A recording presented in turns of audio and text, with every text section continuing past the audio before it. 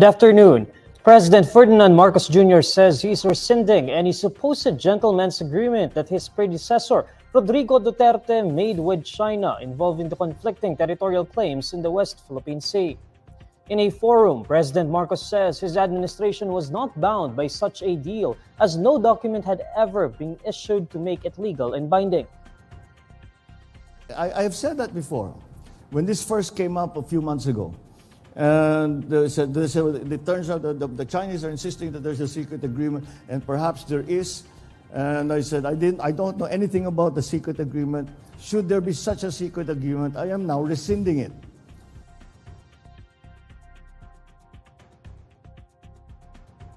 The president adds that the details of such agreement were never disclosed or clarified by either party on both ends of the deal.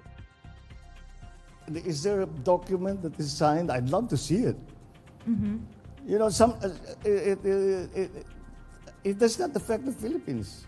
So I've rescinded it, if indeed it exists.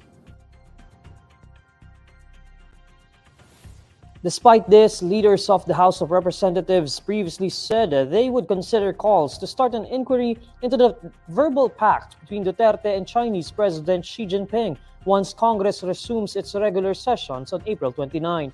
On April 11, Duterte and the Chinese government separately admitted that he had made a gentleman's agreement not to repair and reinforce the dilapidated World War II-era warship BRP Sierra Madre, which has been serving as a Philippine military outpost at the Ayungin Shoal of Palawan Province since it was grounded there in 1999.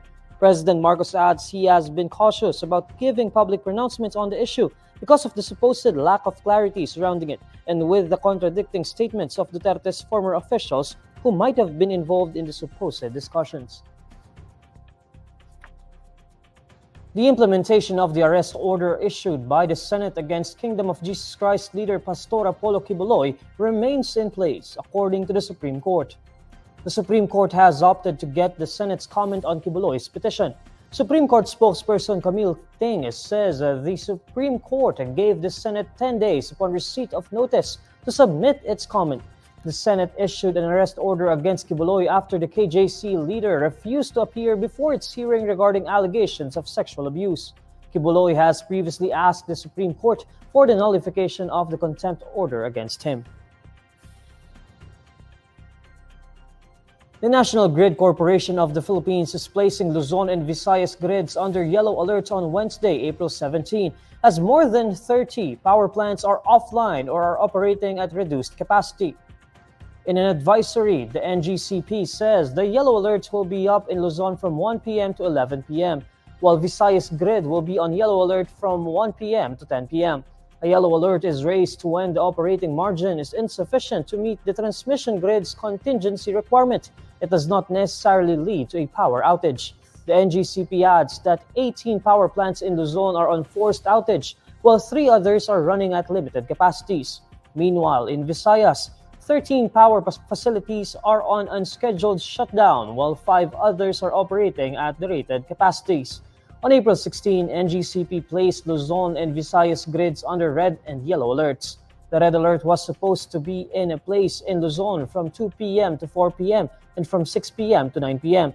However, NGCP extended the red alert in the Luzon grid up to 11 p.m. later that day. Here's the latest roundup of today's top stories.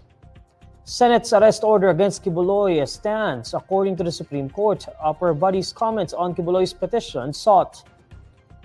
Luzon and Visayas grids placed under yellow alert on Wednesday.